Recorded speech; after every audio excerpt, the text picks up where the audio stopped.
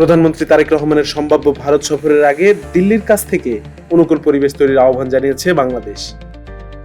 ঢাকার প্রত্যাশা, মানবতা বিরোধী অপরাধে মৃত্যুদণ্ডপ্রাপ্ত সাবেক প্রধানমন্ত্রী শেখ হাসিনাকে প্রত্যর্পণ চুক্তির আওতায় বাংলাদেশে ফেরত পাঠাবে ভারত। একই সঙ্গে ইনকিলাব মঞ্চের আহ্বায়ক শহীদ ওসমান হাদির হত্যাকাণ্ডের সন্দেহভাজন আসামিদেরও বাংলাদেশের হাতে তুলে দেওয়ার দাবি জানিয়েছে ঢাকা। রোববার পররাষ্ট্র মন্ত্রণালয়ে এক ব্রিফিংয়ে সরকারের এই অবস্থান তুলে ধরেন পররাষ্ট্র মন্ত্রণালয়ের মুখপাত্র AKM শহীদুল করিম। তিনি জানান, প্রধানমন্ত্রী তারেক রহমানের সম্ভাব্য দ্বিপক্ষীয় ভারত সফর নিয়ে গত কয়েক সপ্তাহ ধরে দুই দেশের কর্মকর্তাদের মধ্যে যোগাযোগ চলছে। Bangladesh and India have been in touch with each other for several weeks on the possibility of a bilateral visit by Honorable Prime Minister Mr. Tariq Rahman to India. তবে দিল্লিতে শেখ হাসিনার সাম্প্রতিক প্রকাশ্য বক্তব্যকে কেন্দ্র করে এই প্রক্রিয়ায় কিছুটা জটিলতা তৈরি হয়েছে বলে জানান তিনি। শহীদুল করিম বলেন, এই সফরের জন্য একটি অনুকূল পরিবেশ প্রয়োজন। সে লক্ষ্যে ক্ষমতাচ্যুত প্রধানমন্ত্রী শেখ হাসিনা সহ অন্যান্য পলাতক আসামিদের প্রত্যর্পণের বিষয়ে ভারতের কাছে দ্রুত ব্যবস্থা নেওয়ার অনুরোধ জানিয়েছে বাংলাদেশ।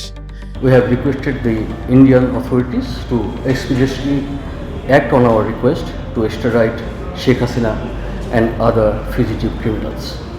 এছাড়া বাংলাদেশ ভারত প্রত্যর্পণ চুক্তির আওতায় শহীদ ওসমান হাদির হত্যাকাণ্ডে অভিযুক্তদেরও বাংলাদেশের কাছে হস্তান্তরের দাবি জানানো হয়েছে। এ বিষয়ে ভারতের প্রতিক্রিয়ার অপেক্ষায় রয়েছে Bangladesh. And to hand over Bangladesh the accused killers of Shahid Sharif Osman Hadi in compliance with our bilateral extradition treaty.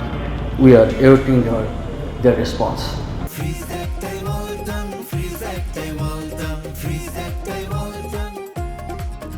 পররাষ্ট্র মন্ত্রণালয়ের মুখপাত্র আরও বলেন, সার্বভৌম সমতা, জাতীয় মর্যাদা, একে অপরের অভ্যন্তরীণ বিষয়ে হস্তক্ষেপ না করা এবং পারস্পরিক সুবিধার ভিত্তিতে প্রতিবেশী সহ সব দেশের সঙ্গে বন্ধুত্বপূর্ণ সম্পর্ক বজায় রাখতে বাংলাদেশ ফার্স্ট নীতি অনুসরণ করবে সরকার। এর আগে আগামী সেপ্টেম্বরে দিল্লিতে অনুষ্ঠেয় ব্রিক্স শীর্ষ সম্মেলনের আউটরিচ পর্বে অংশ নিতে প্রধানমন্ত্রী তারেক রহমানকে আমন্ত্রণ জানান ভারতের প্রধানমন্ত্রী নরেন্দ্র মোদী। পাশাপাশি দ্বিপক্ষীয় সফরের আমন্ত্রণও জানানো হয়েছে তাকে। তবে দিল্লিতে শেখ হাসিনার বক্তব্য দেওয়ার সুযোগ করে দেওয়ার পর তারেক রহমানের ব্রিক্স সম্মেলনে অংশগ্রহণ নিয়ে অনিশ্চয়তা তৈরি হয়। পরবর্তীতে ঢাকা ও দিল্লির কূটনৈতিক তৎপরতায় আবারও প্রধানমন্ত্রীর সম্ভাব্য দ্বিপক্ষীয় ভারত সফর নিয়ে আলোচনা শুরু হয়।